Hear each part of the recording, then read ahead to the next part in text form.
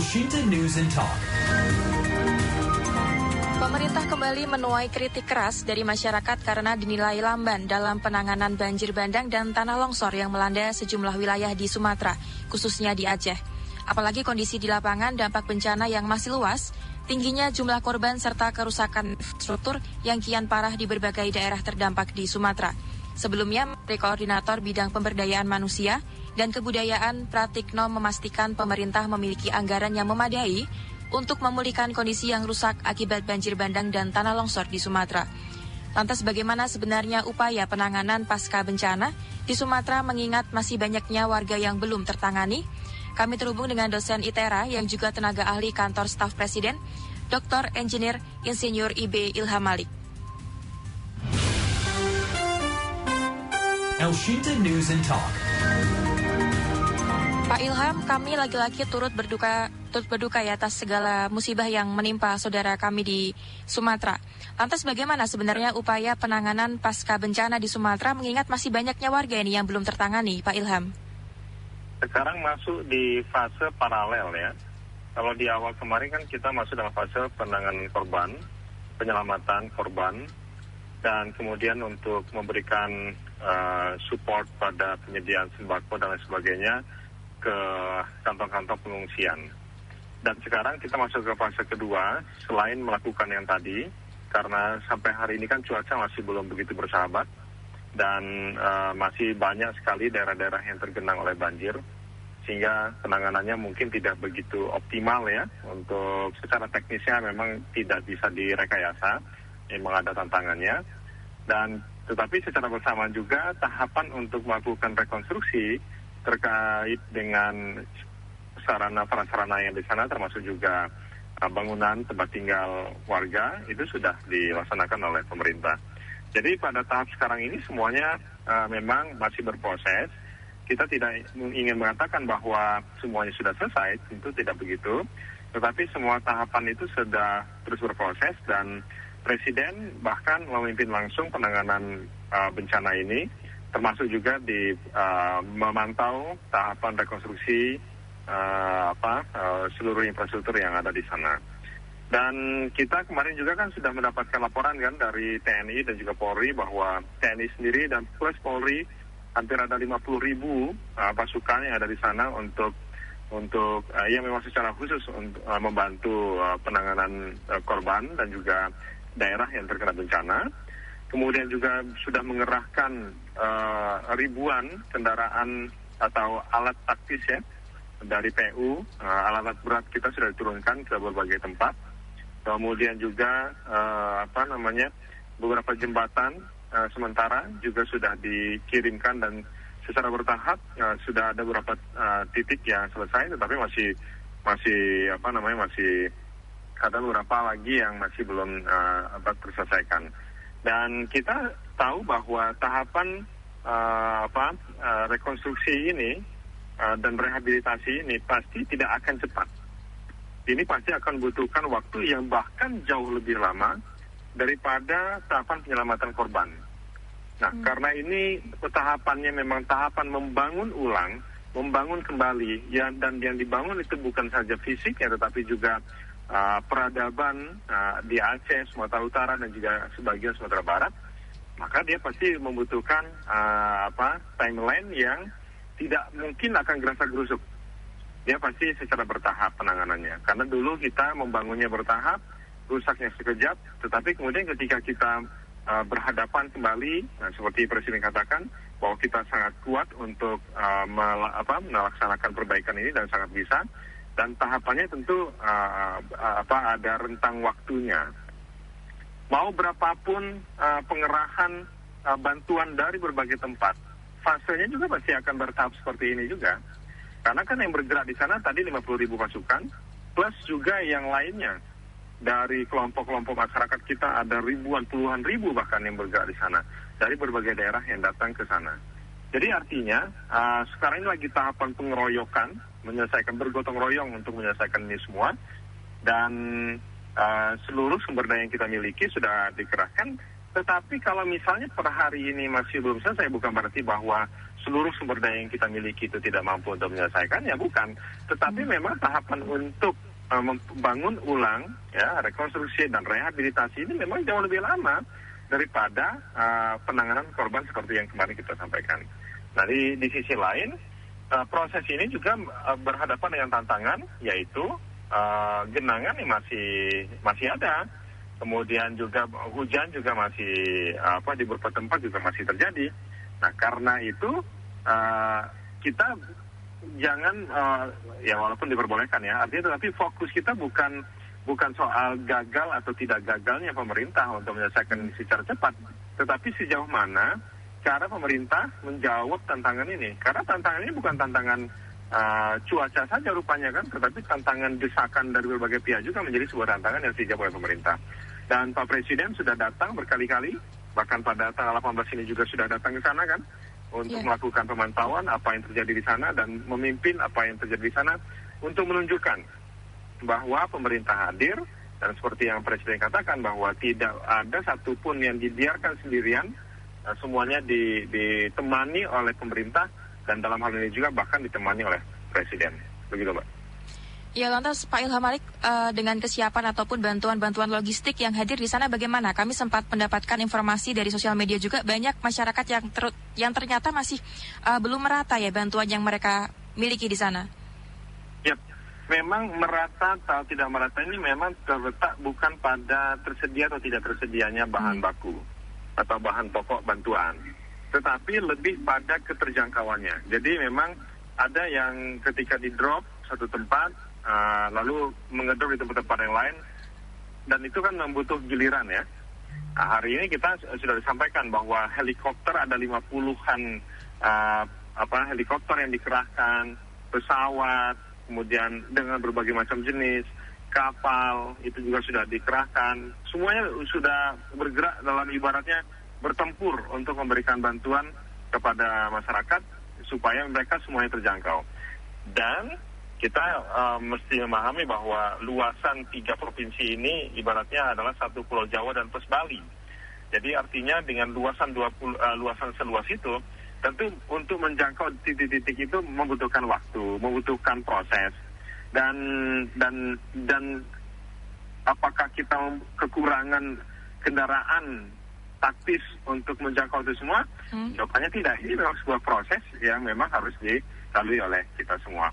Dan laporan yang disampaikan oleh seluruh masyarakat melalui media sosial atau khusus kayak gitu ya, pemberitaan itu menjadi bahan bagi BNPB untuk mengorganisir seluruh sumber yang dimiliki untuk menjangkau titik-titik itu. Jadi artinya kita semua berkolaborasi untuk mencari jalan supaya bisa menyelesaikan tantangan yang sedang kita hadapi pada hari ini. Ya, Pak Ilham Malik, ada Pak Hari dari Bandung, boleh ya ikut berkomentar. Pak Hari, silakan Pak. Baik, selamat pagi Pak. Jadi saya melihat bahwa dan beberapa saudara saya ada di sana, memang program yang Bapak sampaikan itu sangat bagus dan indah dan terukur, dan itu seperti bahasa akademik. Tapi kenyataannya banyak yang belum makan Pak. Ada bapak-bapak yang pakai daster. Artinya kita jangan berpikir dulu infrastruktur yang bagus lah, penataan memang itu butuh waktu lama. Yang perlu Bapak pikirkan pertama kali itu adalah makan dulu Pak. Makan ini yang utama kita pikirkan. Ya, jadi bagaimana Bapak menjangkau orang-orang tersebut untuk bisa makan dulu. Itu yang pertama. Yang kedua itu adalah masalah listrik. Nah, masalah listrik ini yang utama juga Pak. Jadi kita Bapak kalau bisa bergerak berdasarkan kebutuhan Maslow. Ya, berdasarkan kebutuhan Maslow itu yang paling penting. Jadi kebutuhan dasar makan apa? Lalu kebutuhan self-esteem-nya apa? Nanti dulu infrastruktur itu mah gampang, orang juga mengerti. Tapi kalau sudah perutnya lapar, menjadi peminta-minta, tentu tidak etis Pak. Itu yang dipantau terlebih dahulu. Ya. Jadi jangan sampai kita bicara di langit yang biru sana padahal perut udah lapar, itu tidak pas. Ya, yang saya butuhkan itu adalah yang kita butuhkan adalah perut lapar. Yang kedua adalah kalau kita bisa melihat bahwa Kalau perlu Presiden itu turun, ya menginap di sana dan jangan Pak Presiden memanggil Menteri SDM lagi. Yang dipanggil tuh langsung Direktur Utama PLN. Dia yang lebih tahu kondisi di lapangan. Oke. Terima kasih banyak. Jadi sekarang dibutuhkan Presiden. Baik. Terima kasih ya Pak Heri atas komentarnya. Tapi Pak Presiden juga sudah sempat turun ya. Silahkan dijawab. Nah itu maksud saya. Jadi mungkin Pak Hari nanti bisa menelaah lagi apa yang dilakukan oleh pemerintah terkait yang terjadi di sana. Nah, tadi saya sampaikan di tahapan awal bahwa pada tahapan ini kita sudah masuk di fase yang kedua, yaitu penyelamatan korban tetap dilakukan secara paralel dengan perbaikan jalur. Karena kan sekarang untuk menjangkau daerah itu kita sebelumnya menggunakan semuanya harus menggunakan helikopter dan pesawat. Tetapi pada saat sekarang ini sudah ada beberapa jembatan yang sudah diperbaiki sehingga jalan darat juga bisa dilalui kan begitu ya. Jadi ini kegiatan paralel antara apa yang sebelumnya dilakukan untuk memberikan bantuan kepada seluruh masyarakat dengan menggunakan angkutan udara, juga angkutan darat juga dilakukan. Hari ini di sana juga masyarakat sudah mulai ada beberapa tempat yang sudah mengeluhkan tempat tinggal. Pemerintah juga sudah menyiapkan dua program, yaitu hunian tetap dan juga hunian sementara. Yang mana program itu juga sudah diluncurkan, dananya juga memang ada, tapi ini proses memang untuk memperbaikinya.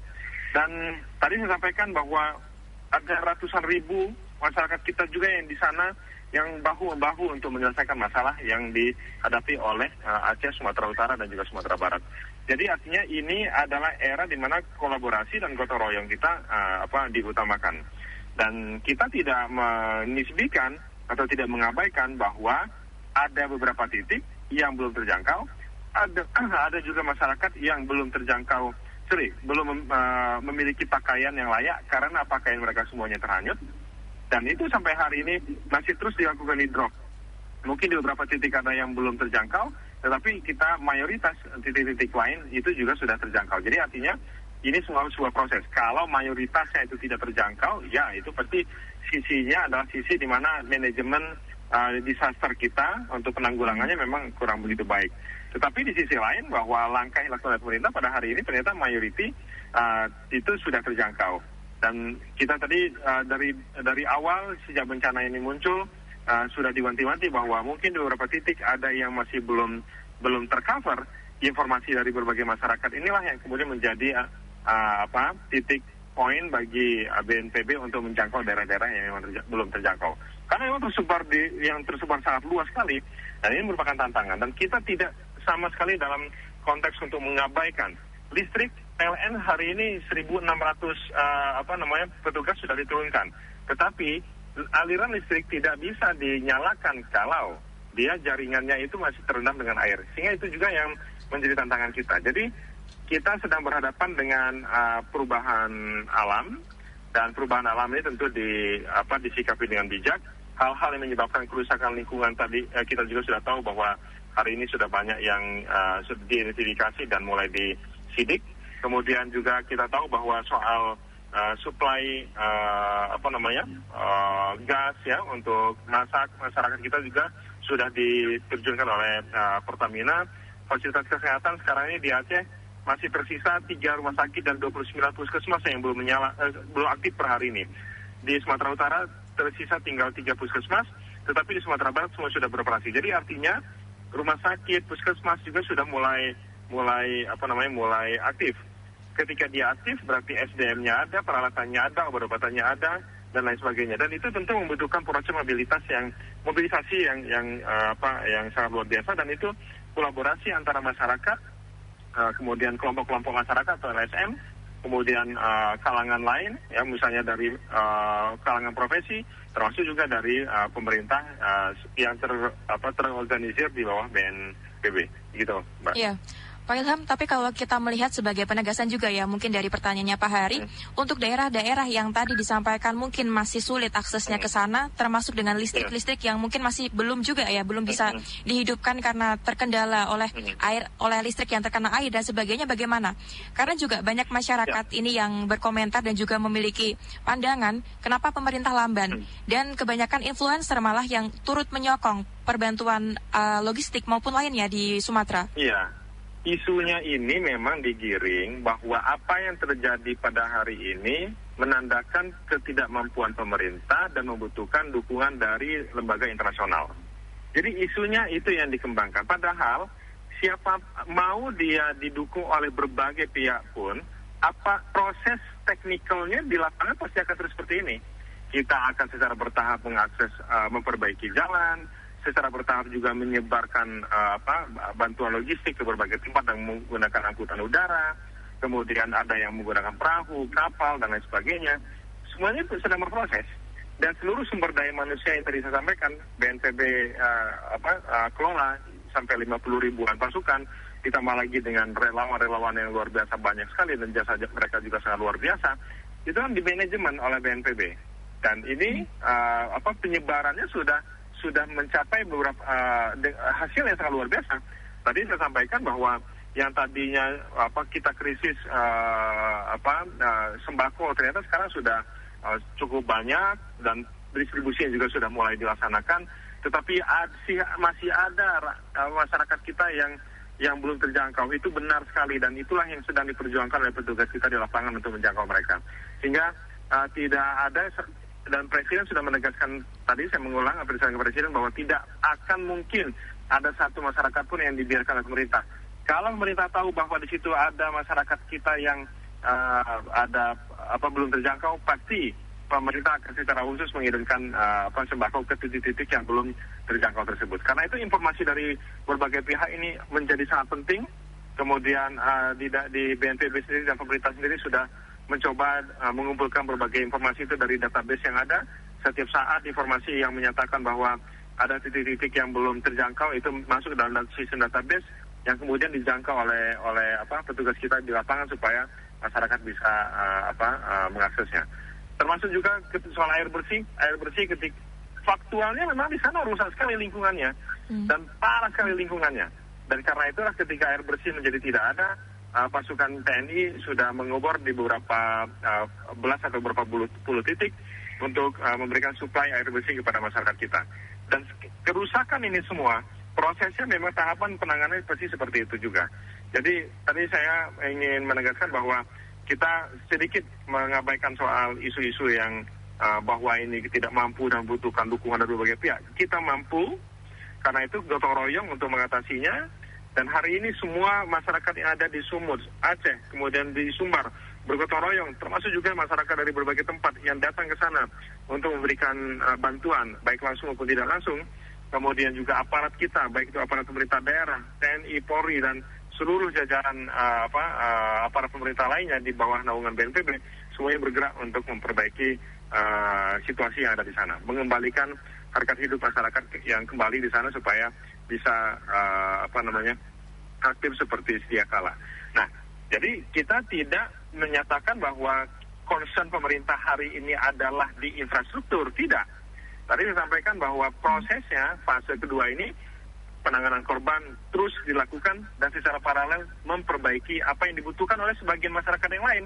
Mereka sudah membutuhkan tempat tinggal, membutuhkan kegiatan lainnya yang juga kemudian harus disiapkan oleh pemerintah bersama dengan seluruh lapisan masyarakat yang ada di sana dan seluruh lapisan masyarakat yang ada di Indonesia.